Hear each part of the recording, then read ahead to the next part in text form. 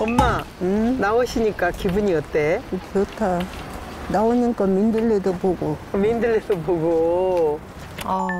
그래도 그 두 분을 동시에 모시고 나가는 게 좀 보통 일이 아닐 것 같은데 혼자서 두 분 다 이렇게 대단하시다, 그렇죠? 약국 가셨나? 편의점인 것 같은데? 4,800원? 잠깐만. 지금? 봐봐. 잠깐만요. 걱정이 잠깐만. 되더라고, 내가. 본인도 저럴 것 같아. 지갑을 안 갖고 왔네. 자, 이제 엄마, 아버지 나가시면 되고. 자, 이제 위에다 겉옷만 입고 나가시면 그러네. 또 따숩게 입고. 지금 현재는 핸드폰을 어디다 뒀는지를 진짜 기억을 못 하는데 차키를 냉장고 안에다 넣어둔 적이 있어. 최근에는 가스불을 켜놓고 그냥 다른 데 나갔다 왔죠. 그래서 금방 관리소에서 와서 꺼졌어요.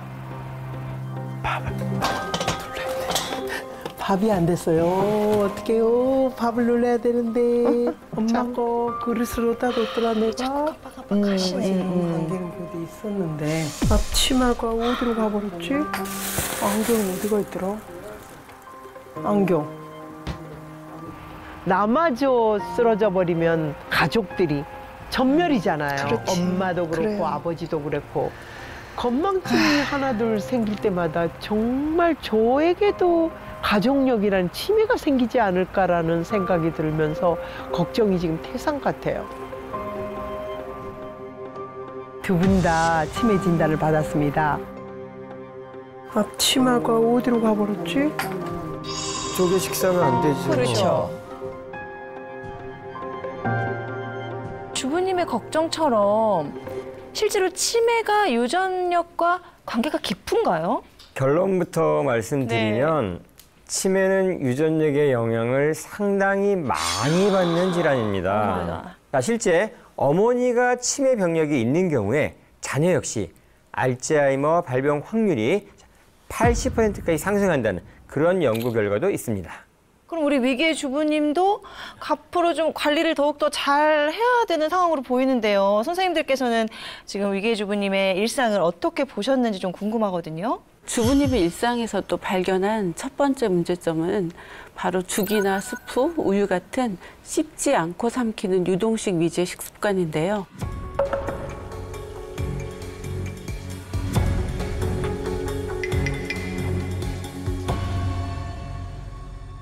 아니 엄마도 가끔 그런 거 그렇지. 그냥 후루룩 귀찮다고 드시지 않아요? 그래서 나도 지금 치매 걱정이라니까.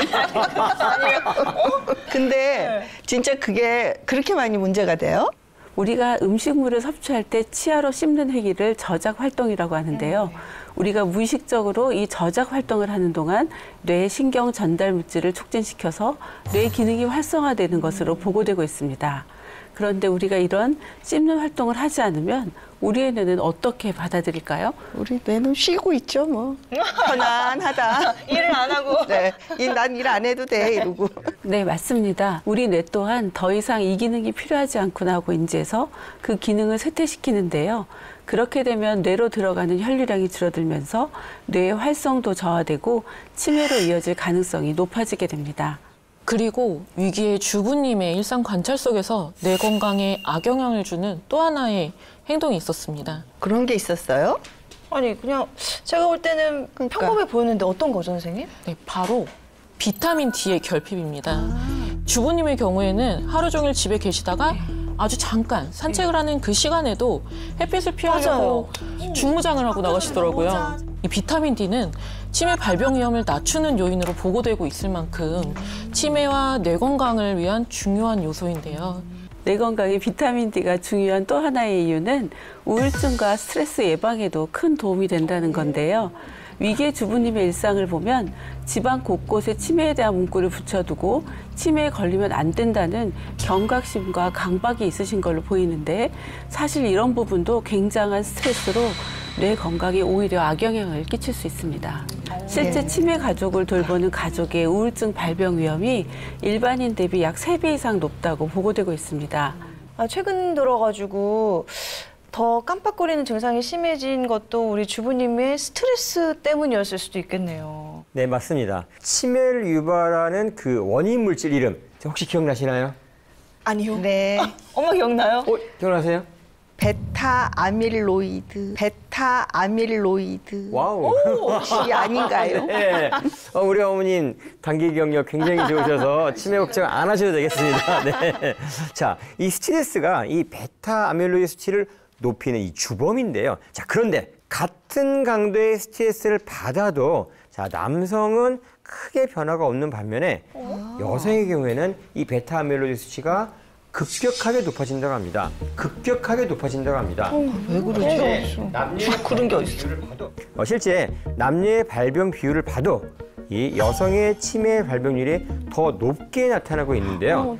치매뿐만 아니라 치매 전 단계인 이 경도 인지 장애 환자 수 역시 남성에 비해서 여성이 약 2.2배 더 높은 것으로 보고되고 있습니다. 너무 억울하다. 진짜. 여기 지금 여자가 더 인원이 많아요. 선생님, 어떡해요? 그런데 문제는 이 베타 아밀로이드는 지금 이렇게 우리가 활동하는 순간에도 뇌에 생성이 돼서 축적이 되고 있는데요. 근데 보통 건강한 사람들의 경우에는 이 베타 아밀로이드가 소량이 만들어지고 또 만들어져도 빠르게 분해가 돼서 이 뇌를 통하고 있는 뇌척수에게 녹아서 사라지게 됩니다. 그런데 이 베타 아밀로이드에 이상이 생기면 비정상적으로 과다하게 생성이 되면서 분해가 되지 않고 또 뇌세포 주변에 쌓여서 딱딱하게 만들게 됩니다. 그 모양이 이렇게 반점처럼 생겼는데 신경을 전달하는 시냅스가 이동하지 못하도록 교란을 시켜서 또 파괴를 시켜서 치매를 유발하게 되는 겁니다.